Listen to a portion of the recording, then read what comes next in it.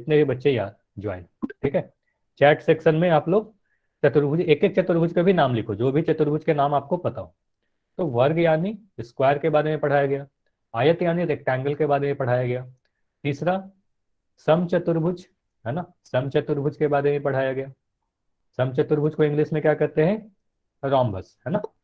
समचतुर्भुज यानी रोम्बस के बारे में पढ़ाया गया था। उसके बाद समलंब चतुर्भुज, है ना, समलंब चतुर्भुज यानी ट्रेपेजियम के बारे में भी आपको पढ़ाया गया, है ना। उसके बाद समांतर चतुर्भुज यानी पैरेललोग्राम, है ना, समांतर चतुर्भुज के बारे में भी आपको पढ़ाया गया। और एक चतुर्भुज और था, पतंग, है ना, पतंग यानी काइट। तो ये 6 चतुर्भुज के बारे में आप सभी को पढ़ाया गया है। इन सभी के गुणों के बारे में पढ़ा दिए गए, मतलब वर्ग के बारे में आपको क्या क्या चीजें पता होनी चाहिए, आयत में क्या क्या चीज पता होनी चाहिए, ये सभी चतुर्भुज में क्या क्या चीजें हैं जो आपको पता होनी चाहिए, ये सभी गुण आपको पढ़ा दिए गए अब तक लास्ट क्लास में, है ना। अब लास्ट क्लास की बात की जाए तो जो भी आपकी लास्ट क्लास हुई थी, उस लास्ट क्लास में ये दो चीज पढ़ाया गया था, पहला समचतुर्भुज और दूसरा वर्ग, यानी रोम्बस और स्क्वायर। ये दो चीज लास्ट क्लास में पढ़ाई गई थी। अब इन दोनों को अगर आप याद करो तो रोम्बस और वर्ग में एक समानता है। क्या समानता थी? ये बताया गया था कि समचतुर्भुज और वर्ग यानी रोम्बस या स्क्वायर के सभी भुजा बराबर होती है, हाँ या ना, ये बताओगे। समचतुर्भुज या वर्ग में सभी भुजा बराबर होती है, तो समचतुर्भुज और वर्ग के चारों भुजा बराबर होते हैं, ठीक है। अब अंतर क्या है? अगर हम ये बोल रहे हैं कि दोनों के चारों भुजा बराबर होती है तो अंतर क्या है? तो आपको ये पता है कि समचतुर्भुज के सभी कोण 90 डिग्री नहीं होते हैं, लेकिन वर्ग यानी स्क्वायर के सभी कोण 90 डिग्री होते हैं। तो अगर मैं कोई इस तरीके की आकृति बनाऊं और जिसके सभी भुजा बराबर हैं, तो हम क्या कहेंगे, यह एक समचतुर्भुज है। लेकिन अगर कोई एक ऐसी आकृति बनाऊं जिसके सभी भुजा तो बराबर है ही है, ठीक है, सभी भुजा तो बराबर है लेकिन सभी कोण भी 90 डिग्री है, तो ऐसे चतुर्भुज को हम क्या कहेंगे, वर्ग कहेंगे, है ना। ये दो चीज लास्ट क्लास में पढ़ाई गई थी। अगर ये बताओ इतना पढ़ाया गया था कि नहीं लास्ट क्लास में, चैट सेक्शन में वाई एन लिखकर बताओ आपको याद है या नहीं है। ये दोनों बात लास्ट क्लास में पढ़ाई गई थी, समचतुर्भुज या वर्ग के बारे में, ठीक है। तो क्या करते हैं, आगे बढ़ने के पहले आज हमारा नया टॉपिक स्टार्ट होगा, सर्कल यानी वृत्त। तो वृत्त पढ़ने के पहले इस पे आधारित आधारित एक क्वेश्चन कर लेते हैं, रिकॉल क्वेश्चन, ठीक है। तो अभी आपके स्क्रीन पर एक क्वेश्चन दिख रहा है और ये क्वेश्चन के बारे में लास्ट क्लास में पढ़ाया गया था। तो अभी आपको क्या करना है, पोल सेक्शन में जाना है और पोल सेक्शन में जाकर इस क्वेश्चन को आंसर करना है। चलिए, अब पोल में आपको एक क्वेश्चन दिख रहा होगा। तो देखिए, इस आकृति में पी क्यू आर एस एक चतुर्भुज दिया गया है। ओएस की लंबाई अगर 2 सेंटीमीटर है तो वाई का मान आपसे पूछा जा रहा है।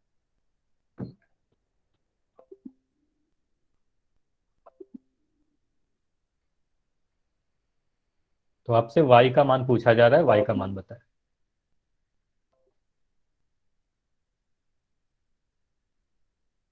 अच्छा, ध्यान देंगे कि इस क्वेश्चन में कहीं पर भी ये नहीं बताया गया कि पी क्यू आर एस कैसा चतुर्भुज है। तो पहले तो आपको यही पहचानना होगा कि ये चतुर्भुज है कौन सा चतुर्भुज, उसके बाद वाई का मान आप ज्ञात करोगे।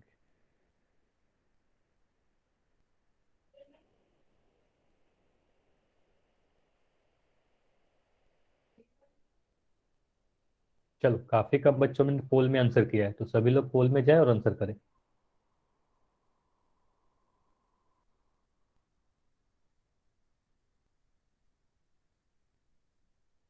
चलो, 5 सेकेंड और है। 5 सेकेंड में मैं पोल को एंड करूंगा, इस क्वेश्चन को डिस्कस करेंगे, है ना।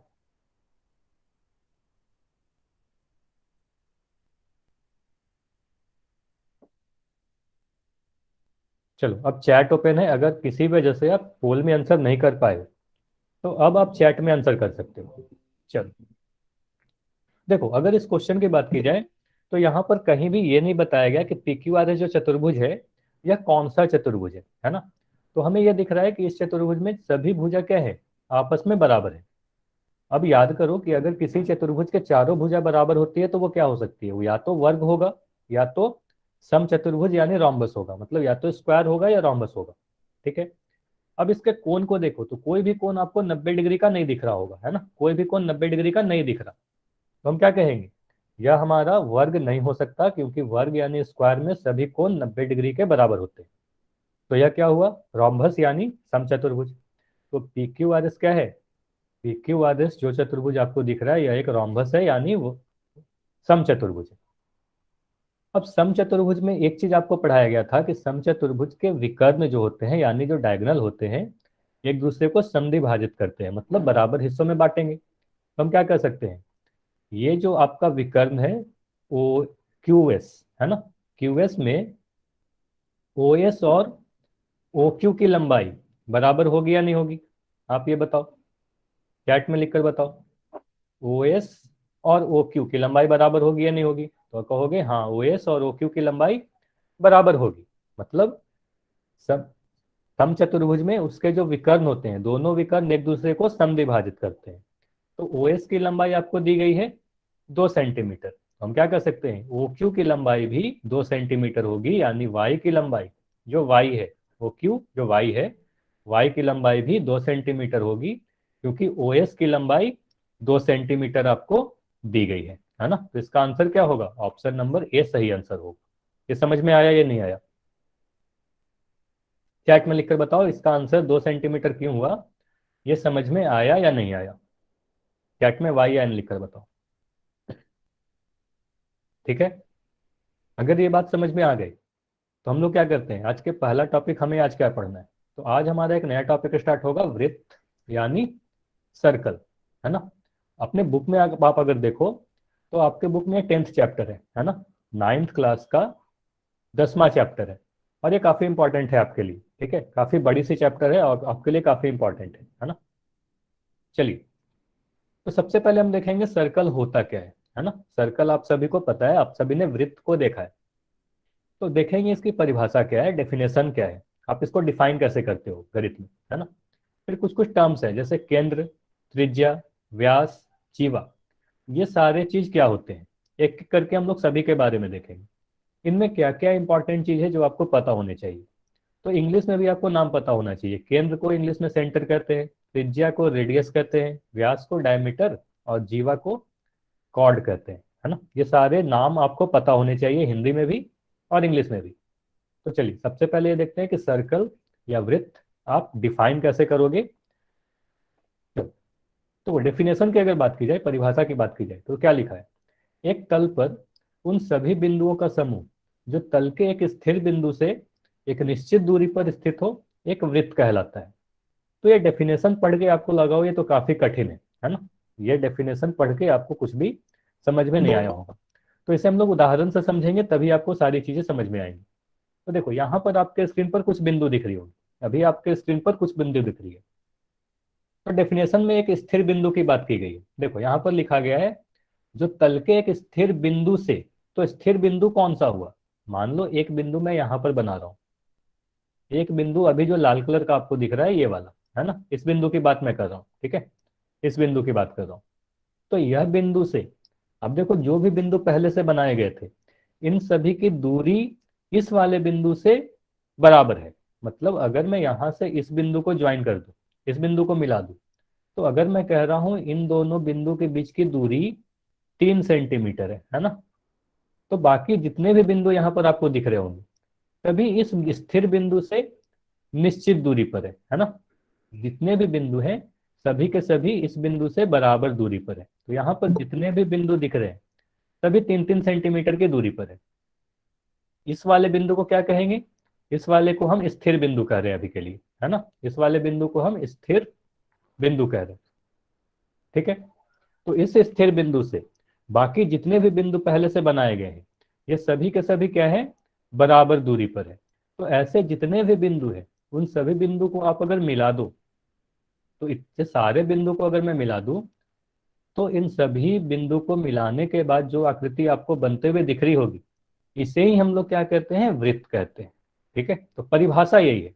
तो वृत्त की परिभाषा क्या है, अब परिभाषा पढ़ोगे तो आपको समझ में आएगा। किसी भी तल पर, सर तल किसे कहते हैं, तल आप किसी भी कॉपी के पेज को कह सकते हो, आपके स्कूल में जो ब्लैक बोर्ड हो उसे कह सकते हो, आपके टेबल का जो सतह है उसे कह सकते हो, तो कोई भी सतह को आप तल कह सकते हो, ठीक है। तो उन पर क्या कर रहे हैं, एक स्थिर बिंदु से निश्चित दूरी पर जितने भी बिंदु हैं तो वही चीज यहाँ बताया गया कि एक स्थिर बिंदु यह वाला है बीच में, और इससे निश्चित दूरी पर जितने भी बिंदु होंगे उन सभी बिंदु को आप अगर मिला दो तो जो आकृति बनेगी उसे ही हम वृत्त कहते हैं। और दिखता कैसा है, तो कुछ इस तरीके का आपको वृत्त दिखता है ना। इतना चीज समझ में आया या नहीं, ये बताओ। वृत्त को डिफाइन कैसे करोगे, ये समझ में आया या नहीं, चैट में लिखकर बताओ, फिर आगे बढ़ेंगे। तो वृत्त का डेफिनेशन क्या है, परिभाषा क्या है, ये समझ में आनी चाहिए। ठीक है, चलो। तो वृत्त आपने समझ लिया कि इसमें दो चीज इंपॉर्टेंट थी। ठीक है, वृत्त में दो चीज इंपॉर्टेंट थी, एक स्थिर बिंदु और एक निश्चित दूरी। तो इन दोनों के बारे में भी हम लोग आगे पढ़ेंगे।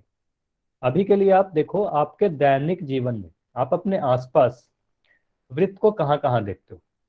तो देखो, कुछ वृत्त की पहिए, मतलब कोई भी गाड़ी का पहिया देखो, वो हमेशा वृत्त के ही आकृति का हो, है ना। कोई भी गाड़ी का जो पहिया होता है, चक्का होता है, वो वृत्ताकार ही होता है ना। वो वृत्त के आकृति की ही होगी।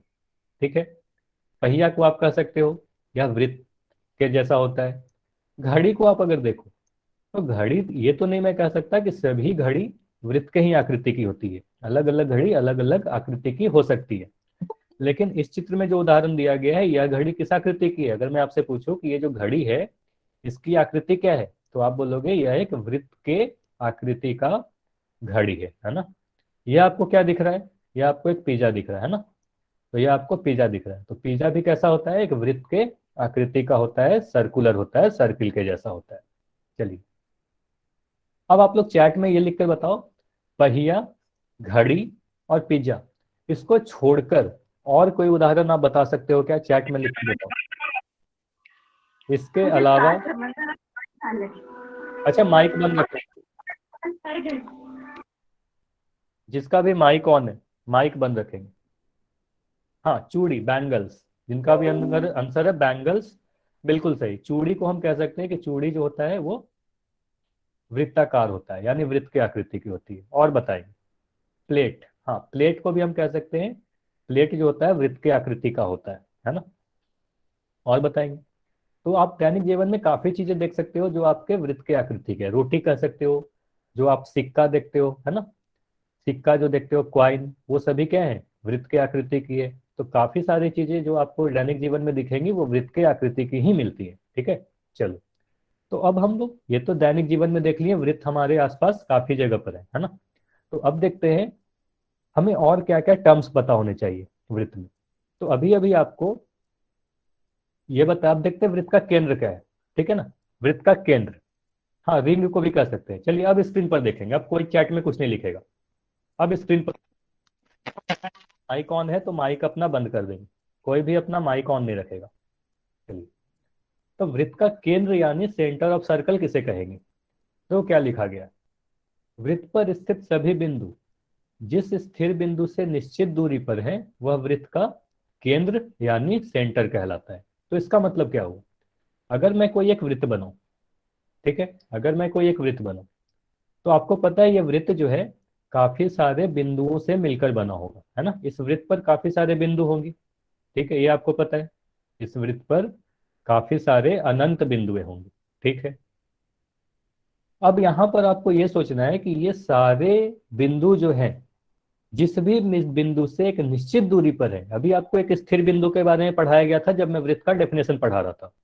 तो उसी स्थिर बिंदु को क्या कहते हैं, इस वृत्त का केंद्र कहते हैं। तो एक बिंदु ऐसा होता है जो इन सभी बिंदु से बराबर दूरी पर है ना, इन सभी बिंदुओं से बराबर दूरी पर है। तो इसी स्थिर बिंदु को, इस वाले स्थिर बिंदु को क्या कहते हैं, इस स्थिर बिंदु को हम केंद्र कहते हैं, यानी सेंटर कहते हैं। ये बताओ समझ में आया या नहीं आया, सेंटर कहते किसे हैं, सेंटर किसे कहते हैं, ये समझ में आया, हाँ या ना। सेंटर किसे कहते हैं, ठीक है, सेंटर किसे कहते हैं, तो वृत्त पर जितने भी बिंदु हैं, जिस भी बिंदु से निश्चित दूरी पर है उसे ही हम वृत्त का सेंटर कहते हैं, है ना। चलो, तो सेंटर समझ लिया आपने। अच्छा ये बताओगे किसी भी वृत्त में कितना वृत्त सेंटर होता है, मतलब कितना केंद्र होता है, केंद्र की संख्या क्या होती है, एक, दो, तीन या अनंत, अनगिनत, ये बताओगे किसी वृत्त में केंद्र कितना होता है, केंद्र की संख्या पूछ रहा हूं आपसे। तो आपको पता होना चाहिए किसी भी वृत्त में सिर्फ और सिर्फ एक केंद्र होता है। कोई भी आप वृत्त बनाओगे तो उसमें सिर्फ और सिर्फ एक ही केंद्र होता है, ठीक है। अच्छा, आप ये बताओगे अगर मैं यहां पर एक बिंदु बना रहा हूं पी, पी को आप केंद्र बोलोगे क्या? पी केंद्र है क्या? हाँ या ना? हाँ बिल्कुल सही, आप सभी के आंसर बिल्कुल सही है। पी को केंद्र नहीं बोलेंगे। केंद्र ऐसा बिंदु होता है जो सभी बिंदु से बराबर दूरी पे हो, ठीक है। चलो, तो ये तो आपने समझ लिया, ठीक है। अब हम लोग देखते हैं वृत्त का त्रिज्या क्या होता है, यानी रेडियस क्या होती है। तो वृत्त का त्रिज्या यानी रेडियस को समझे। तो देखो रेडियस क्या होता है, डेफिनेशन पढ़ो। वृत्त का केंद्र से वृत्त पर स्थित किसी भी बिंदु की दूरी वृत्त की त्रिज्या कहलाती है। मतलब क्या हुआ, अगर मैं कोई वृत्त बनाऊं, अब इसका केंद्र आपको पता है यहां पर होगा। अब केंद्र से वृत्त के कोई भी बिंदु आपको लेना है वृत्त पर स्थित। अब वृत्त के केंद्र से वृत्त पर स्थित कोई भी बिंदु को आप मिला दोगे तो यह जो दूरी है इसे ही हम क्या कहते हैं, त्रिज्या कहते हैं, ठीक है। ये समझ में आया त्रिज्या किसे कहते हैं। अगर मैं कोई भी वृत्त बना रहा हूं तो सेंटर यानी केंद्र और वृत्त के बीच की दूरी, इसी दूरी को हम क्या कहते हैं, त्रिज्या कहते हैं। ये समझ में आया या नहीं आया, बताओ। इतनी बातें समझ में आई या नहीं आई कि त्रिज्या कहते किसे हैं? त्रिज्या समझ में आ गया। त्रिज्या क्या होता है, त्रिज्या की संख्या क्या होती है, एक वृत्त में कितनी त्रिज्या होती है। अगर मैं आपसे पूछूं एक वृत्त में कितनी त्रिज्या हो सकती है, तो आपको त्रिज्या पता होनी चाहिए। एक वृत्त में आप जितना चाहो उतना त्रिज्या बना सकते हो, है ना। देखो, तो आप जितना चाहो उतना त्रिज्या बना सकते हो, इसकी कोई सीमा नहीं, है ना। तो एक वृत्त में अनंत त्रिज्या हो सकती है। तो एक वृत्त में अनंत त्रिज्या हो सकती है, ठीक है। ये समझ में आया। तो एक वृत्त में कितनी त्रिज्या हो सकती है, अनगिनत त्रिज्या हो सकती है। तो अब कभी मैं आपसे पूछूं कि एक वृत्त में कितने त्रिज्या हो सकते हैं, तो अनगिनत हो सकते हैं, ठीक। अब अगर मैं आपसे पूछूं कि सभी त्रिज्या की लंबाई बराबर होती है क्या, हाँ या ना, ये बताओ। तो हाँ, आप किसी भी वृत्त में जितने भी त्रिज्या बनाओगे, अगर एक त्रिज्या की लंबाई आपको दी गई 2 सेंटीमीटर, तो आप जितने भी त्रिज्या बनाओगे तो उन सभी की लंबाई 2 सेंटीमीटर ही होगी, है ना। तो जितने भी त्रिज्या होंगे सभी की लंबाई फिक्स होगी। तो सभी की लंबाई क्या होगी, 2 सेंटीमीटर होगी, ठीक है। तो हम क्या क्या बातें कर सकते हैं, त्रिज्या क्या होती है ये तो आपको समझ में आ गया। वृत्त के केंद्र से वृत्त पर स्थित किसी बिंदु के बीच की दूरी ही त्रिज्या कहलाती है, ठीक है। उसके बाद एक वृत्त में अनगिनत त्रिज्या हो सकते हैं, इसकी कोई सीमा नहीं है। जितने भी त्रिज्या होंगे सभी की लंबाई क्या होगी, बराबर होगी। सभी त्रिज्या की लंबाई क्या होगी, बराबर होगी, ठीक है। इतना बात समझ में आया या नहीं आया, बताओ। ये सारी चीज समझ में आई या नहीं, चैट में लिखकर बताओ, ठीक है। ये सारा चीज समझ में आ गया, त्रिज्या कहते किसे हैं, त्रिज्या के बारे में क्या क्या चीज आपको पता होनी चाहिए। अच्छा, एक चीज और ध्यान देना, त्रिज्या को हम लोग रेडियस लिखते हैं इंग्लिश में, और इसको दर्शाते कैसे हैं, तो आर से दर्शाते हैं। तो आर लेटर से ऐसे लिख के आपको त्रिज्या को दर्शाया जाता है। तो आर अगर लिखा हुआ है तो इसका मतलब समझना ये त्रिज्या के बारे में बात की जा रही है, ठीक है। आर से दर्शाते हैं। चलो, अब अगला टॉपिक हमारा है वृत्त का जीवा, ठीक है, यानी कॉर्ड ऑफ द सर्कल। तो वृत्त का जीवा किसे कहते हैं, कॉर्ड किसे कहते हैं। देखो क्या लिखा है, वृत्त पर स्थित किन्हीं दो बिंदु को मिलाने वाले रेखाखंड को वृत्त का जीवा कहते हैं, यानी कॉर्ड कहते हैं। देखो, अगर मैं कोई एक वृत्त बनाऊं, ठीक है, यह आपको एक वृत्त दिख रहा होगा। अब इस वृत्त पर कोई भी दो बिंदु लेना है आपको। तो एक बिंदु मैं लिया यहां पर, बिंदु P। दूसरा बिंदु दिख रहा है ये बिंदु Q। अब अगर आप बिंदु P और Q को मिला दो, तो बिंदु P और Q को मिलाने वाले रेखाखंड को ही हम क्या कहते हैं, PQ रेखाखंड को हम क्या कहेंगे, यह एक जीवा है। PQ को क्या कहेंगे, यह एक जीवा है। जीवा समझ में आया क्या होता है, ठीक है। तो इस वृत्त में और भी जीवा आप बना सकते हो। अगर मैं इस तरीके से बनाऊं और इसका नाम दे दूं AB, तो AB को आप जीवा कहोगे कि नहीं कहोगे, बोलोगे हाँ। बिंदु A भी वृत्त पर स्थित है, बिंदु B भी वृत्त पर स्थित है, तो AB क्या है, AB भी वृत्त की जीवा है ना। AB भी वृत्त की जीवा है। इस तरीके से और जीवा बना सकते हैं कि नहीं, हाँ बिल्कुल। आप अगर इस तरीके से बनाओ, अगर मैं इस तरीके से बना दूं, ठीक है, इसका नाम दे दिया गया XY। तो XY को आप जीवा बोलोगे नहीं बोलोगे, बताओ। तो हाँ, XY को भी हम जीवा बोलेंगे। क्यों, क्योंकि आप कह सकते हो कि बिंदु x भी हमारा वृत्त पर स्थित है, बिंदु y भी स्थित है। तो जो भी दो बिंदु, ध्यान से सुनिएगा, अगर दो बिंदु वृत्त पर स्थित है तो उनको अगर मिलाया जाए तो उस मिलाने वाले रेखाखंड को हमेशा हम जीवा कहेंगे। ठीक है, ये समझ में आया या नहीं आया बताओ। तो जीवा आपने समझ लिया कि जीवा कहते किसे हैं। ठीक है, अब ये बताओगे किसी वृत्त में कितनी जीवा बनाई जा सकती है। एक वृत्त में कितनी जीवा बनाई जा सकती है। एक वृत्त में कितनी जीवा बनाई जा सकती है, चैट में लिखकर बताओगे। जीवा की संख्या मैं आपसे पूछ रहा हूं।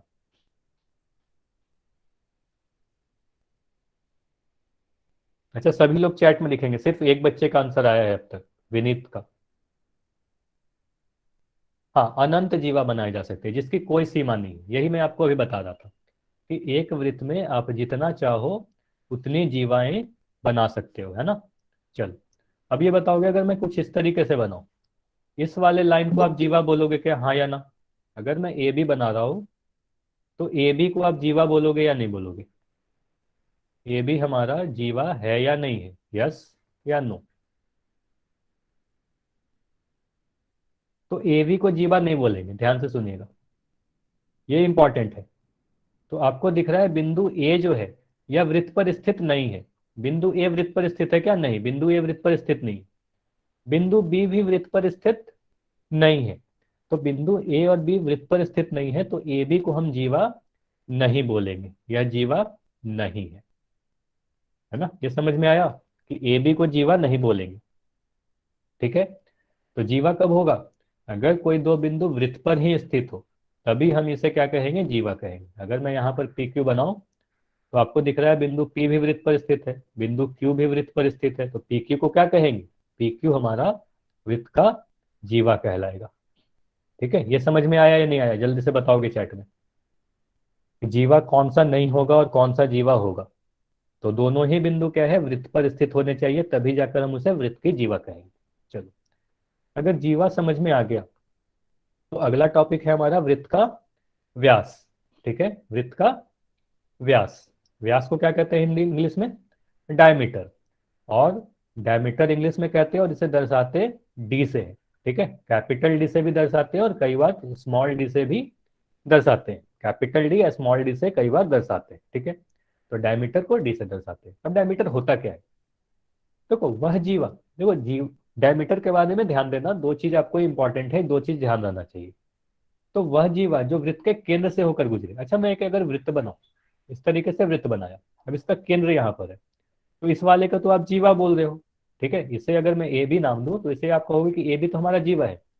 लेकिन अगर मैं कोई एक ऐसा जीवा बनाऊं जो इसके केंद्र से गुजरे, अगर मैं इस तरीके से बना दूं जो इस वृत्त के केंद्र से होकर गुजर रहा हूं, एक्स वाई, तो एक्स वाई जो है यह भी क्या है, एक तरह का जीवा ही है। ठीक है, एक्स वाई क्या है, एक जीवा है, कॉर्ड है। लेकिन एक्स वाई ऐसा जीवा है, ऐसा कॉर्ड है जो इसके केंद्र से होकर गुजर रही है। केंद्र कौन सा है, यह वाला हमारा क्या है, केंद्र है ना, केंद्र। तो ऐसा जीवा, ध्यान से सुनिएगा, वह जीवा जो वृत्त के केंद्र से होकर गुजरती हो उसे ही हम क्या कहते हैं, वृत्त का डायमीटर यानी वृत्त का व्यास कहते हैं। ठीक है, तो वह जीवा जो वृत्त के केंद्र से होकर जाती हो उसे वृत्त का व्यास यानी डायमीटर कहते हैं। तो यह रहा आपका केंद्र, है ना। तो केंद्र से होकर गुजर रही है तो डायमीटर में आपको ऐसे ही ध्यान देना है। अगर कभी आपको डायमीटर पहचानने के लिए पूछा जाए तो आपको यह देखना है कि वह जो भी जीवा है वो केंद्र से होकर जा रही है या नहीं जा रही है। तो अगर केंद्र से होकर जाएगी तो वह डायमीटर कहलाएगी यानी व्यास कहलाएगी। और जितना भी व्यास होगा वो सभी के सभी एक प्रकार का जीवा भी है। ठीक है, दूसरा चीज ये ध्यान देना कि किसी भी वृत्त में जो सबसे बड़ी जीवा होती है वह वृत्त के केंद्र से होकर गुजरती है। ठीक है, वृत्त की जो भी जीवा होती है, जो सबसे बड़ी जीवा होती है वृत्त के केंद्र से होकर गुजरती है। तो वृत्त का व्यास, ये ध्यान दीजिएगा, ये काफी इंपॉर्टेंट है, इस तरीके से आपको याद रखना है। अच्छा, क्लास 2 वीक से बंद थी आपकी, दो दो वीक के बाद आज क्लास हो रही है। चलो, आपके एग्जाम चल रहे थे ना, इसलिए 2 वीक से क्लास नहीं हो रही थी। तो व्यास जो होगा यह आप लिख लोगे अपने कॉपी में, किसी भी वृत्त की सबसे बड़ी जीवा होती है ना।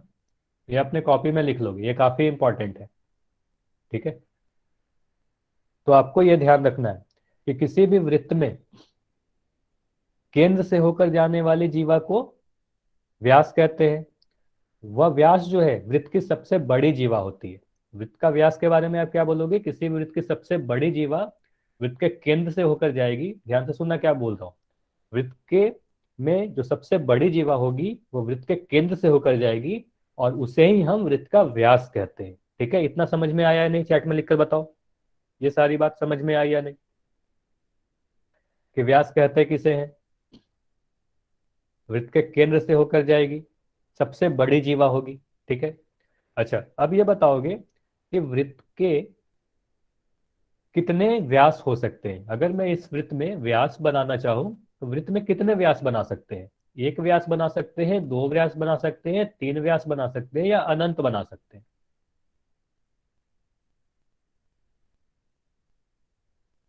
एक बना सकते हैं, दो बना सकते हैं, या अनंत बना सकते हैं? हाँ, तो इसका आंसर क्या होगा? अनंत बना सकते हैं। मतलब जितना भी चाहो आप उतना जीवा बना सकते हो। जैसे कि मैं अगर बनाना भी चाहूं तो आपको दिख सकता हो। ठीक है, तो इसके केंद्र से होकर जाने वाले आप जितना चाहो उतने जीवा खींच सकते हो, और ये सभी जीवा क्या होगी? वृत्त की व्यास होगी। मतलब अगर कोई ऐसा जीवा है जो वृत्त के केंद्र से होकर जा रहा है तो उसे हम व्यास कर देंगे। और कितने व्यास खींचे जा सकते हैं? तो अनंत व्यास खींचे जा सकते हैं, इसकी कोई भी सीमा नहीं है। अच्छा, सभी व्यास की लंबाई बराबर होगी क्या? हाँ या ना? सभी व्यास की लंबाई बराबर होगी या नहीं होगी? हाँ, तो सभी व्यास की लंबाई बराबर होगी। अगर मैं यहाँ पर कोई दो व्यास बना दूं, ठीक है, एक व्यास तो आपको यहाँ बना हुआ दिख रहा होगा, ए बी। अब दूसरा व्यास मैं बना दे रहा हूँ, ठीक है, और उसका नाम दे दिया एक्स वाई। ठीक है। अब मैं आपसे ये पूछ रहा हूँ कि ए बी की लंबाई 8 सेंटीमीटर है, तो एक्स वाई की लंबाई कितनी होगी? तो एक्स वाई की लंबाई कितनी होगी?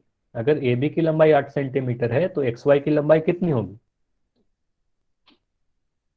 तो 8 ही सेंटीमीटर होगी। क्यों? क्योंकि आपको पता है किसी भी वृत्त में जितने भी व्यास होंगे सभी व्यास बराबर होंगे। ठीक है, तो ये भी आपको ध्यान रखना है, सभी व्यास की लंबाई जो होती है बराबर होती है ना?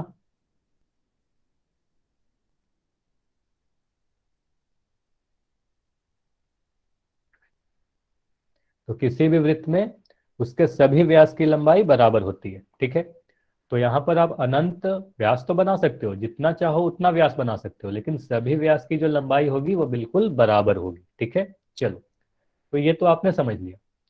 अच्छा, मुझे ये बताओगे, अभी अभी आपको त्रिज्या भी पढ़ाया गया। त्रिज्या आप सभी को पता है कि त्रिज्या क्या होती है। व्यास भी आपको पता है कि व्यास क्या होता है। चलो, अब मैं आपसे कुछ पूछ रहा हूँ। अगर मैं सिर्फ इतनी चीज के बारे में पूछूं, आप इस दूरी को क्या बोलोगे? आप इस दूरी को क्या बोलोगे? अगर मैं इसके केंद्र से इस बिंदु तक के बीच की दूरी बनाऊं, जिसे मैं अभी लाल कलर से दिखा रहा हूं, इस दूरी को आप क्या बोलोगे? इस दूरी को आप क्या बोलोगे? अभी अभी आपको पढ़ाया गया है। त्रिज्या बोलेंगे यानी रेडियस बोलेंगे। तो हमें ठीक है पता है ये वाला क्या है, हमारा त्रिज्या है। ठीक है। अब इसके दूसरे तरफ हम देखते हैं, दूसरे साइड अगर देखो तो इस वाले दूरी को आप क्या बोलोगे? इस वाले दूरी को आप क्या बोलोगे, जिसे मैं अभी ब्लू कलर से दिखा रहा हूं? इस वाले को भी आप बोलोगे कि यह भी हमारा त्रिज्या है ना? अब आपको पता है कि त्रिज्या, दोनों ही त्रिज्या बराबर होगी। मतलब लाल कलर का जो त्रिज्या आपको दिख रहा है और जो ब्लू कलर का त्रिज्या दिख रहा है, ये दोनों ही के दोनों क्या होंगे? बराबर होंगे। चलो ठीक है। अब मैं आपसे ये पूछ रहा हूँ कि आप ये बताओ, अगर मैं इस दूरी के बारे में आपसे पूछूं, यहां से यहां तक, तो इस दूरी को आप क्या बोलोगे, जिसे मैं अब ब्लैक कलर से दिखा रहा हूँ? ठीक है, इस दूरी को आप क्या बोलोगे? यह केंद्र से होकर गुजर रही है, तो इसे आप डायमीटर यानी व्यास बोलोगे, है ना? तो आपको यहां से क्या दिख रहा है? अब ध्यान से सुनना। यहां से आपको यह दिख रहा है, किसी भी वृत्त का जो व्यास होता है वो दो त्रिज्या से मिलकर बना होता है। हाँ या ना? आपको यह दिख रहा है ना कि एक त्रिज्या यहां पर मुझे दिखा, एक त्रिज्या यहां पर दिखा, और दूसरा त्रिज्या यहां पर दिखा। अब इन दोनों को अगर हम मिला दें तो इन दोनों को मिला के हमें एक व्यास बनता हुआ दिख रहा है। तो कोई भी व्यास जो होता है वो दो त्रिज्या से मिलकर बना होता है। कोई भी व्यास बना लो, अगर मैं एक दूसरा वृत्त बनाऊं, अब इसमें एक केंद्र है, केंद्र से होकर जाने वाले जीवा को व्यास कहते हैं। तो हमें दिख रहा है यह भी हमारा एक त्रिज्या है और यह भी एक त्रिज्या है और यह पूरा क्या है, व्यास है। तो किसी भी सर्कल में, किसी भी वृत्त में उसका जो व्यास होता है वो दो त्रिज्या से मिलकर बना होता है और सभी त्रिज्या की लंबाई बराबर होती है। तो हम क्या कर सकते हैं, व्यास की जो लंबाई होती है वो त्रिज्या का दो गुना होता है ना। तो हमें यही चीज, हमें अगला चीज पढ़ना था, वृत्त के व्यास और त्रिज्या में संबंध। मतलब वृत्त का जो व्यास होता है वो त्रिज्या का दो गुना होता है, क्योंकि वृत्त का व्यास जो होता है वो दो त्रिज्या से मिलकर बनी होती है ना। तो हम क्या लिख सकते हैं, वृत्त का जो व्यास होगा वह दो इंटू त्रिज्या, मतलब दो गुना है तो आप दो से गुना कर दोगे। तो हम क्या लिख सकते हैं, डी इक्वल टू, डी मतलब डायमीटर, इक्वल टू, इसे जनरली इंग्लिश के लेटर से लिखते हैं लेकिन कभी कभी आप हिंदी में छोटे लेटर से भी लिख सकते हो। ठीक है, डी बराबर टू इंटू आर, है ना। तो हम क्या लिख सकते हैं, D equal to two into R. इसका क्या मतलब हुआ, व्यास जो होता है त्रिज्या का दो गुना होता है। ये समझ में आया या नहीं, वाई या एन, ये लिख के बताओगे, इतना समझ में आया या नहीं आया। वृत्त का जो व्यास होता है इस पूरे को क्या कहेंगे, इस पूरे को हम डायमीटर कह रहे हैं, यानी व्यास कह रहे हैं। ठीक है, तो अब मुझे ये बताओगे, अगर मैं आपसे बोल रहा हूँ कि त्रिज्या की लंबाई 5 सेंटीमीटर है, ठीक है, इसी वृत्त में त्रिज्या की जो लंबाई है वो 5 सेंटीमीटर है, तो उसका व्यास क्या होगा। तो व्यास की लंबाई क्या होगी ये बताओगे। अगर त्रिज्या की लंबाई 5 सेंटीमीटर है तो व्यास की लंबाई क्या होगी। बिल्कुल सही है। ठीक है, तो व्यास की लंबाई, आपको पता है कि व्यास जो होगा त्रिज्या का दो गुना होगा, है ना, त्रिज्या का दो गुना होगा। तो हम कह सकते हैं दो गुना 5 यानी 10 सेंटीमीटर, है ना। तो अगर त्रिज्या दिया गया तो व्यास आपने ज्ञात कर लिया। अब अगर मैं आपसे पूछ रहा हूं कि ये बताओ, अगर मैं आपसे व्यास दे दूं, अगर मैं आपसे ये पूछूं कि अगर मैं किसी वृत्त का व्यास दिया हुआ है, व्यास जो है वह है 7 सेंटीमीटर का, तो त्रिज्या की लंबाई कितनी होगी ये बताओ। अगर व्यास 7 सेंटीमीटर का है तो त्रिज्या की लंबाई कितनी होगी, चैट में लिखकर बताओ। तो देखो अभी आपको क्या बताया गया कि व्यास जो है त्रिज्या का दो गुना होता है, तो त्रिज्या क्या होगा, व्यास का आधा होगा। तो हम कह सकते हैं त्रिज्या जो है किसी भी वृत्त का व्यास का आधा होता है। तो हम कहेंगे त्रिज्या की लंबाई आपको निकालने के लिए, जैसे कि व्यास निकालने के लिए आप त्रिज्या में दो से गुना कर रहे हो, तो त्रिज्या निकालने के लिए व्यास में दो से भाग दे दोगे, तो आपको होगी 7/2 यानी 3.5 सेंटीमीटर आ जाएगी, है ना। तो अगर व्यास दिया जाए, ऐसा क्वेश्चन आपके एग्जाम में हमेशा आता है, त्रिज्या की लंबाई देके व्यास की लंबाई पूछी जाएगी, व्यास की लंबाई देके त्रिज्या की लंबाई पूछी जाएगी। तो ये सारी चीजें समझ में आ गई, हाँ या ना, ये बताओ, ये सारी चीजें समझ में आई या नहीं आई। चलिए, अगर ये सारी चीज समझ में आ गई तो अभी हम लोग कुछ इंपॉर्टेंट पॉइंट्स और देख लेते हैं जो आपके लिए इंपॉर्टेंट है। ठीक है, जो आपको पता होने चाहिए। पहला चीज, वृत्त हमेशा एक क्या होगा, बंद आकृति होगा। अब खुली आकृति, बंद आकृति के बारे में आपको फर्स्ट क्लास में ही पढ़ाया गया था। अगर मैं इस तरीके से कोई आकृति बनाऊं तो इसे आप वृत्त कहोगे क्या, हाँ या ना बताओ। इस आकृति को आप वृत्त बोलोगे क्या, हाँ या ना। इस आकृति को वृत्त बोलोगे क्या, नहीं। क्यों, क्योंकि ये आकृति आपको क्या दिख रही है, ये आकृति आपको खुली आकृति दिख रही है, तो इसे हम क्या कहेंगे, वृत्त नहीं कहेंगे। तो वृत्त हमेशा क्या होगा, बंद आकृति ही वृत्त कहलाएगी। खुली आकृति और बंद आकृति के बारे में आपको पढ़ाया गया था। ठीक है, दूसरा चीज, आपको ये पता है, ये तो मैंने अभी अभी आपको बता ही दिया, इंपॉर्टेंट करके ही आपको बताया था कि वृत्त की जो व्यास होगी वो वृत्त की सबसे बड़ी जीवा होगी, है ना। तो अभी क्या बताया गया, वृत्त की जो सबसे बड़ी जीवा होगी, ध्यान से सुनिएगा, काफी इंपॉर्टेंट है। वृत्त की जो सबसे बड़ी जीवा होगी वो वृत्त के केंद्र से होकर जाएगी, और केंद्र से होकर जो जीवा जाएगी उसे ही वृत्त का व्यास कहते हैं। ठीक है, उसके बाद आपको यह पता होना चाहिए, वृत्त का जो व्यास होता है वृत्त को दो बराबर भागों में विभाजित करता है, मतलब दो बराबर भागों में बांटेगा। अब दो बराबर भागों का मतलब क्या हुआ, अगर मैं कह रहा हूं ये जो लाइन है ये वृत्त का व्यास है, ठीक है, अगर ये वृत्त का व्यास है जो आपको दिख रहा है कि ये केंद्र से होकर गुजर रहा है, तो अगर केंद्र से होकर गुजर रहा है तो आप कहोगे यह वृत्त का व्यास है। तो जो आपको ये ऊपर का हिस्सा दिख रहा है, ठीक है, और ये जो आपको नीचे का हिस्सा दिख रहा है, ये दोनों हिस्से क्या होंगे? ये दोनों ही हिस्से बिल्कुल बराबर होंगे। या आप यह भी कर सकते हो कि ये दो क्षेत्रफल जो होंगे, ऊपर का जो एरिया होगा ये क्षेत्रफल, और ये जो नीचे का एरिया आपको दिख रहा होगा ये क्षेत्रफल, ये दोनों ही क्षेत्रफल क्या होंगे? क्षेत्रफल बराबर होंगे। ठीक है, तो इन दोनों ही भागों के क्षेत्रफल बराबर होंगे। तो इसका मतलब क्या हुआ? वृत्त का जो डायमीटर होता है, जो व्यास होता है, वह वृत्त को दो बराबर भागों में विभाजित करता है।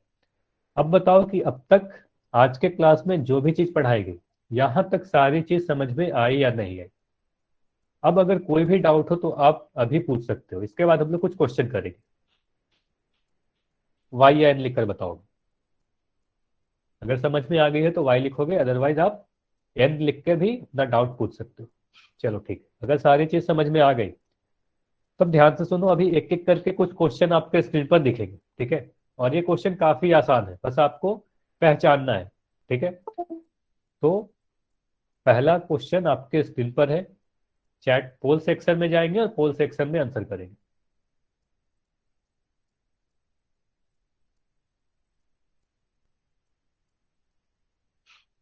और बस काफी कम समय, 10 सेकंड है आपके पास। तो इसमें करना क्या है, बस आपको चारों आकृति को देखना है और आपको पहचानना है कि कौन सा आकृति वृत्त है। बस आपको वृत्त को पहचानना है। काफी आसान सा क्वेश्चन है।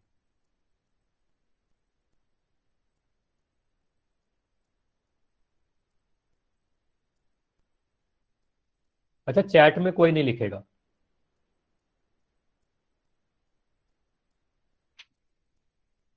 अगर पोल का सेक्शन आप में नहीं आता है तो जैसे मैं पोल को एंड करूंगा उसके बाद बोलूंगा चैट में, फिर आप आंसर लिख सकते हो। ठीक है, अदरवाइज आप पोल में ही आंसर करो। अगर पोल का ऑप्शन आता है तो पोल में आंसर जरूर किया करो। चलो, अब 5 सेकंड और है, 5 सेकंड में पोल को मैं एंड कर दूंगा। 5, 4, 3, 2, 1। चलो, अब चैट ओपन है, अगर किसी को आंसर करना है तो अब चैट में आंसर कर सकते हो। और देखो, चैट में तभी आंसर किया करो अगर आपने पोल में आंसर नहीं किया हो। ठीक है, पोल में अगर आंसर कर दिया तो फिर चैट में आंसर करने की कोई जरूरत नहीं है। चलो, अब देखो, अगर हमें कहा जाए कि वृत्त को पहचाने कौन सा इसमें से आकृति वृत्त है, तो हम कह सकते हैं कि ऑप्शन सी तो साफ दिख रहा है कि यह वृत्त नहीं है, यह खुली आकृति है।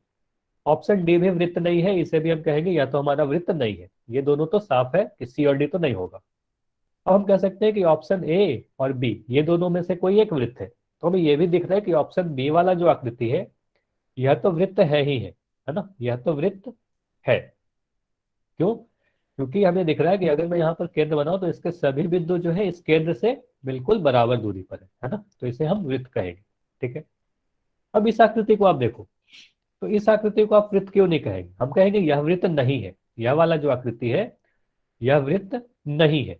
क्यों वृत्त नहीं है? क्योंकि आप अगर इसका केंद्र बनाओ तो इसका केंद्र कुछ यहाँ पर होगा, है ना। तो आप इसके केंद्र से इस आकृति के देखो, इस दूरी को देखो और इस दूरी को देखो। आप चैट में लिखकर बताओ ये दोनों दूरी बराबर है क्या, हाँ या ना। यह दूरी और ये दूरी, ये दोनों बराबर है या अलग अलग है?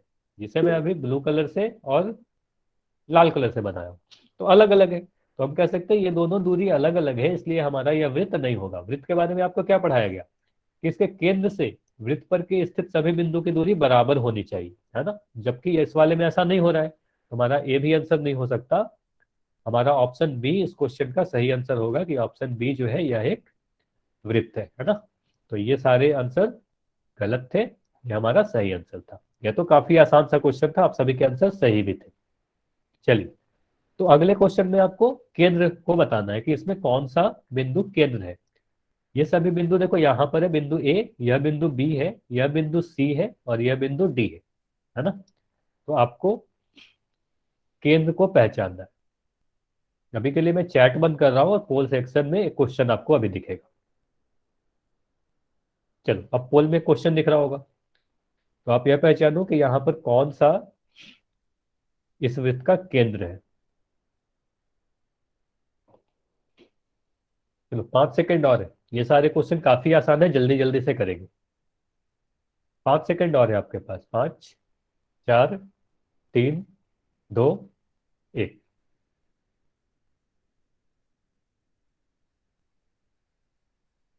चलो अब देखते हैं इस क्वेश्चन का सही आंसर क्या है। तो केंद्र अगर आपसे पहचानने के लिए पूछा जा रहा है कि what is the centre of given circle, तो आपको सेंटर यानी केंद्र के बारे में पता होने चाहिए। तो सेंटर के बारे में क्या बोलोगे, केंद्र के बारे में आप क्या बोलोगे? किसी भी वृत्त में जो केंद्र होता है, वृत्त पर स्थित सभी बिंदु से बराबर दूरी पर होता है ना। वृत्त पर स्थित सभी बिंदु से बराबर की दूरी पर होता है, और एक किसी भी वृत्त में सिर्फ और सिर्फ एक ही केंद्र होता है। यह भी इंपॉर्टेंट है, यह भी ध्यान रखिएगा, क्योंकि आपके एग्जाम में आ सकता है किसी भी वृत्त में कितने केंद्र होते हैं, तो एक ही केंद्र होते हैं। ऐसा मत बोलना कि अनगिनत केंद्र होते हैं। चलो, तो ऑप्शन ए देखें, बिंदु ए तो इस वृत्त पर स्थित है, तो यह तो केंद्र नहीं हो सकता। ऑप्शन डी, बिंदु डी तो इस वृत्त के बाहर स्थित है, तो यह भी नहीं होगा। बिंदु बी वृत्त के अंदर तो स्थित है, लेकिन अगर मैं इसे कहूं कि यह एक वृत्त है, तो वृत्त के सभी बिंदु से बराबर दूरी पर है क्या, तो कहेंगे नहीं, बिंदु बी वृत्त पर स्थित सभी बिंदु से बराबर दूरी पर नहीं है, तो हम कहेंगे बिंदु बी हमारा वृत्त, सॉरी, केंद्र नहीं है। ठीक है, तो बचा क्या? ऑप्शन सी यानी बिंदु सी। तो हम कहेंगे बिंदु सी हमारा इस वृत्त का केंद्र होगा, क्योंकि बिंदु सी एक ऐसा बिंदु है जो वृत्त के अंदर भी है और वृत्त पर स्थित सभी बिंदु से बराबर दूरी पर है ना। तो सभी बिंदु से बराबर बराबर दूरी पर है, तो हम क्या कहेंगे? ऑप्शन सी हमारा इस क्वेश्चन का सही आंसर होगा। ये समझ में आया या नहीं आया? ये बताएंगे, ये बताएंगे, ये समझ में आया या नहीं आया? ये समझ में आ गया सभी को? चलो, तो अभी आपके स्क्रीन पर फिर से नेक्स्ट क्वेश्चन दिखेगा, और नेक्स्ट क्वेश्चन फिर से काफी आसान सा क्वेश्चन है। इस बार आपको त्रिज्या पहचाननी है ना, इस बार आपको त्रिज्या पहचाननी।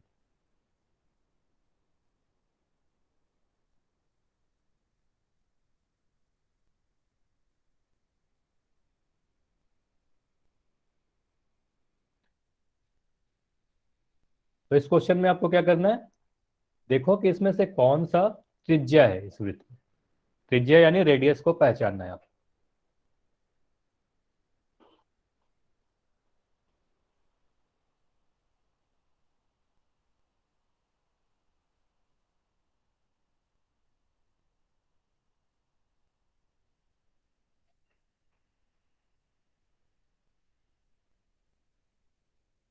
चलो, ये सारे क्वेश्चन में आपको कॉपी पेन की कोई जरूरत नहीं है, बस आप चित्र को ध्यान से देखो।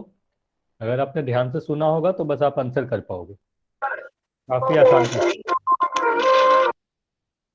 अच्छा, माइक बंद रखेंगे, कोई भी माइक नहीं ऑन करेगा क्लास के बीच में। चलो 5 सेकंड और रुक रहे हैं, आखिरी 5 सेकंड और है आपके पास। 5, 4, 3, 2, 1। चलिए, अब देखते हैं इसका आंसर, है ना।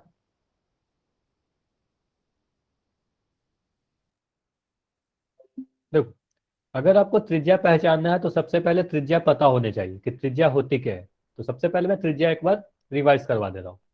अगर आप किसी भी वृत्त में इसके केंद्र से, वृत्त के केंद्र और वृत्त पर स्थित कोई भी एक बिंदु के बीच की दूरी की बात करो, तो इस दूरी को हम क्या कहते हैं? इस दूरी को हम त्रिज्या कहते हैं। मतलब केंद्र और वृत्त के बीच के दूरी को ही हम क्या कहते हैं? त्रिज्या कहते हैं। अगर आप ऑप्शन को देखो, तो सबसे पहला ऑप्शन क्या है हमारा? ओ ए। तो ओ ए हमारा वृत्त का त्रिज्या होगा क्या? बताओ, ओ ए त्रिज्या होगा क्या? चैट में लिखकर बता सकते हो। नहीं, ओ ए वृत्त का त्रिज्या नहीं होगा। क्यों नहीं होगा? तो आप कह सकते हो, आप यही कहोगे कि ये जो बिंदु ए है वृत्त के बाहर स्थित है ना। अगर मैं इस तरीके से कुछ बना दूं तो आप कहोगे यह हमारा त्रिज्या नहीं है, क्योंकि यह बिंदु जो है वृत्त के बाहर स्थित है। हम कहेंगे वृत्त पर स्थित होने चाहिए, केंद्र और वृत्त के बीच की दूरी को ही हम त्रिज्या कहते हैं। ठीक है, तो हम कहेंगे ऑप्शन जो ए है यह तो हमारा सही आंसर नहीं होगा, क्योंकि बिंदु ए वृत्त के बाहर स्थित है। अब अगर ऑप्शन बी को देखो, तो ऑप्शन बी में आप बोलोगे कि वो तो हमारा केंद्र है, और बी बिंदु जो है, बी बिंदु वृत्त पर ही स्थित है। तो त्रिज्या उसी को कहते हैं, केंद्र और वृत्त पर स्थित किसी बिंदु के बीच की दूरी को ही हम त्रिज्या कहते हैं। तो ओ बी को हम कह सकते हैं कि यह हमारा त्रिज्या है ना, ओबी को हम क्या कहेंगे, वृत्त का त्रिज्या है। तो हमारा सही आंसर क्या होगा, ऑप्शन नंबर बी हमारा इस क्वेश्चन का सही आंसर होगा। ये समझ में आया या नहीं आया ये बताओ। अगर ऑप्शन सी और डी को देखोगे तो ये कोई भी सी डी और ई एफ को आप जीवा कह सकते हो, या त्रिज्या नहीं है ना। तो ओ भी हमारा क्या होगा, इस वृत्त का त्रिज्या कहलाएगा। चलो ठीक है, ये समझ में आ गया कि त्रिज्या कहते किसे है, वृत्त के केंद्र और वृत्त पर स्थित किसी बिंदु के बीच की दूरी को ही हम त्रिज्या कहते हैं। चलो, तो इस क्वेश्चन में अब आपने त्रिज्या को पहचाना, तो अब इस क्वेश्चन में आपसे व्यास पहचानने के लिए पूछा जा रहा है कि दिए गए रेखाखंडों में आपको पहचानना है कि व्यास कौन सा है। तो आप देखो कि यहां पर व्यास कौन सा है।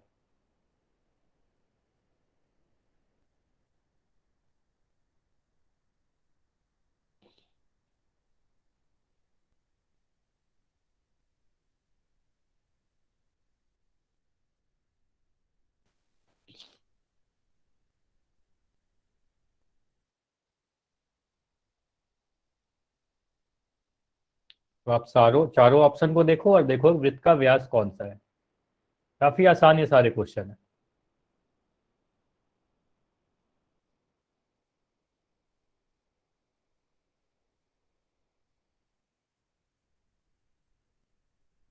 चलो 5 सेकंड और है आपके पास। व्यास के बारे में अभी अभी आपको पता है कि आप व्यास को पहचानते कैसे हो। सभी लोग आंसर जरूर किया करो, पोल सेक्शन में आंसर जरूर करना है आपको।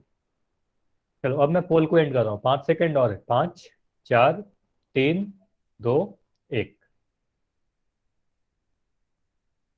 अब चैट ओपन है। अब देखो, अगर हमें व्यास पहचानना है तो सबसे आसान तरीका क्या है, व्यास के बारे में आप याद करो कि व्यास के बारे में क्या पढ़ाया गया।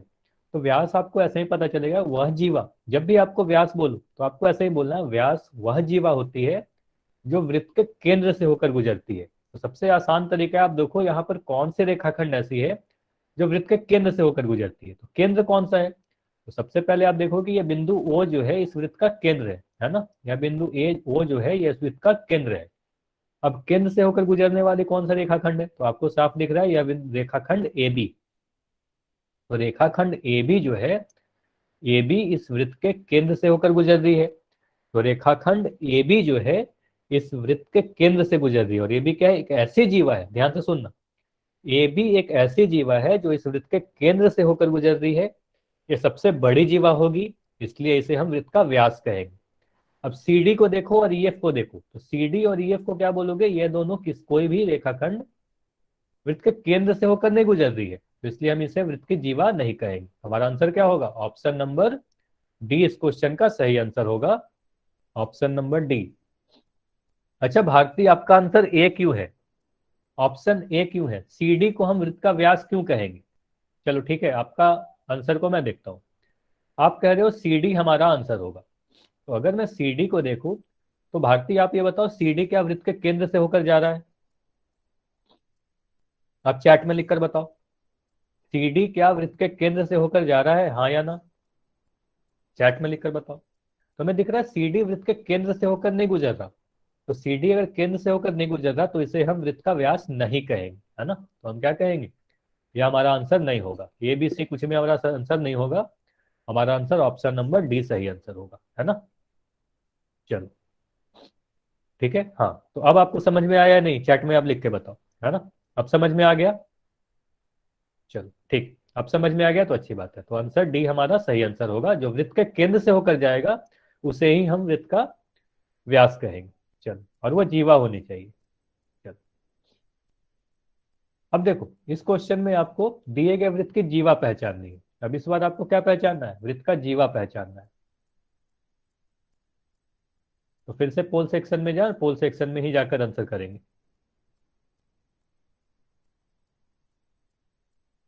देखो वृत्त का जीवा कौन सा है, यहाँ पे काफी सारे रेखाखंड बनाए गए हैं, तो आप देखो जीवा कौन सा है, अभी अभी आपको समझाया गया।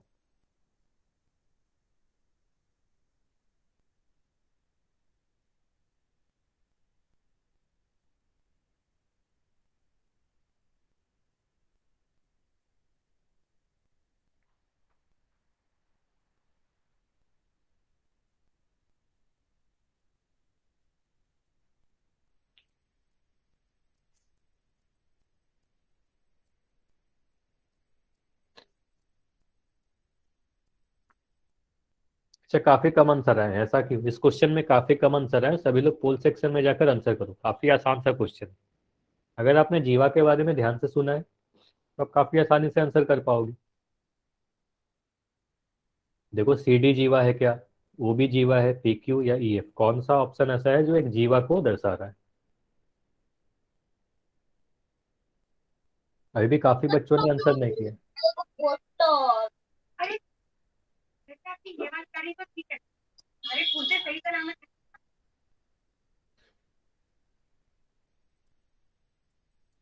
चलो 5 सेकंड और है, अभी भी काफी लोगों ने आंसर नहीं किया है, 5 सेकंड और है आपके पास, जल्दी से पोल सेक्शन में जाएं, आंसर करें। 5 सेकंड में मैं पोल को एंड कर दूंगा।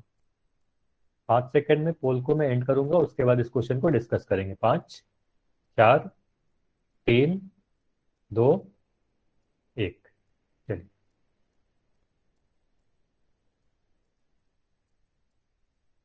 तो हमें जीवा पहचानना है, तो जीवा के बारे में क्या बताया गया, कॉर्ड के बारे में क्या बताया गया? देखो, सबसे पहले कॉर्ड को समझ लेते हैं, एक बार रिवीजन कर लेते हैं। तो अगर मैं कोई एक वृत्त बनाऊं, है ना, कोई एक सर्कल है, तो जीवा के लिए क्या बताया गया था? वृत्त पर स्थित कोई भी दो बिंदु लेने हैं, वृत्त पर ही स्थित होने चाहिए। एक बिंदु पी देखो, ये वृत्त पर स्थित है, और एक बिंदु क्यू यहाँ पर ले लिया जो वृत्त पर स्थित है। तो अगर मैं पी क्यू को इस तरीके से मिला दूं तो आप बोलोगे ये जो पी क्यू है ये हमारा जीवा कहलाएगा, है ना। तो इस तरीके से हम जीवा को डिफाइन करते हैं। कोई भी वृत्त ले लो, अगर मैं एक बिंदु यहाँ पर ले लूं, हाँ, इसका नाम दे देते हैं एक्स, और इस बिंदु को ले लेते हैं वाई, तो इस एक्स वाई को क्या कहेंगे? जीवा कहेंगे, है ना। तो दो बिंदु वृत्त पर होने चाहिए, उसको मिलाने वाले रेखाखंड को जीवा कहते हैं। अब आप इस क्वेश्चन को देखो, तो इस क्वेश्चन में आपको दिख रहा है सी डी, तो सी डी जीवा है क्या? तो सी तो हमें दिख रहा है कि हाँ, यह बिंदु वृत्त पर स्थित है, लेकिन डी बिंदु वृत्त पर स्थित है क्या? बताओ, बिंदु डी वृत्त पर स्थित है या नहीं, हाँ या ना? चैट में लिखकर बताओ। हमें दिख रहा है बिंदु डी जो है वृत्त पर स्थित नहीं है, तो सी डी को हम जीवा नहीं बोलेंगे। उसी तरीके से ओबी को आप देखो, तो बी तो दिख रहा है कि वृत्त पर स्थित है, लेकिन ओ तो वृत्त का केंद्र है, तो इसे ओबी को तो हम त्रिज्या बोलेंगे, तो ओबी भी हमारा जीवा नहीं होगा, है ना। तो ओबी भी हमारा जीवा नहीं होगा। अब देखो, आगे बढ़ते हैं। अगला ऑप्शन है पी क्यू। तो पी क्यू हमें जीवा की तरह तो दिख रहा है, काफी लोगों के आंसर ऑप्शन सी भी थे, ठीक है, काफी लोगों को लगेगा पी क्यू हमारा जीवा है, लेकिन आप बताओ, बिंदु पी वृत्त पर स्थित है क्या? बिंदु पी भी वृत्त पर स्थित नहीं है, और बिंदु क्यू भी वृत्त पर स्थित नहीं है। बिंदु पी और क्यू क्या है? वृत्त के बाहर है, तो हम क्या कहेंगे? पी क्यू हमारा क्या है? वृत्त का जीवा नहीं है, पी क्यू भी वृत्त का जीवा नहीं होगा। ठीक है, अब बचा कौन सा? Option D, E F. तो ई एफ को देखो, बिंदु ई भी हमारा क्या है? वृत्त पर स्थित है, और एफ बिंदु भी वृत्त पर ही स्थित है, तो ई एफ को हम क्या कहेंगे? ई एफ हमारा इस वृत्त का जीवा होगा, है ना। तो सही आंसर क्या होगा? ऑप्शन नंबर डी सही आंसर होगा। ये समझ में आया या नहीं आया? क्या क्या बताओ जल्दी से। ठीक है, अगर ये सारी चीज समझ में आ गई तो एक क्वेश्चन और कर लेते हैं, आज का आखिरी क्वेश्चन, ठीक है ना। 2 मिनट बचा हुआ है, एक क्वेश्चन ये कर लेते हैं, आज का आखिरी क्वेश्चन। चलो, तो इस क्वेश्चन में आपको त्रिज्या की लंबाई दी गई है और आपसे व्यास का लंबाई पूछा जा रहा है। तो अगर त्रिज्या की लंबाई 3 सेंटीमीटर है तो व्यास की लंबाई आपसे पूछी जा रही है।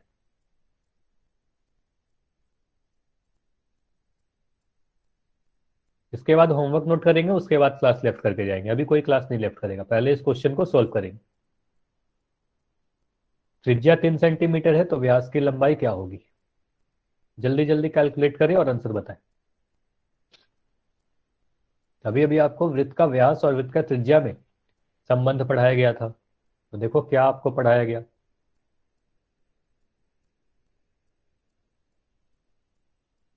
10 सेकेंड और है दोस्त, 10 सेकेंड और दे रहा हूं, 10 सेकेंड में आपको आंसर करना है।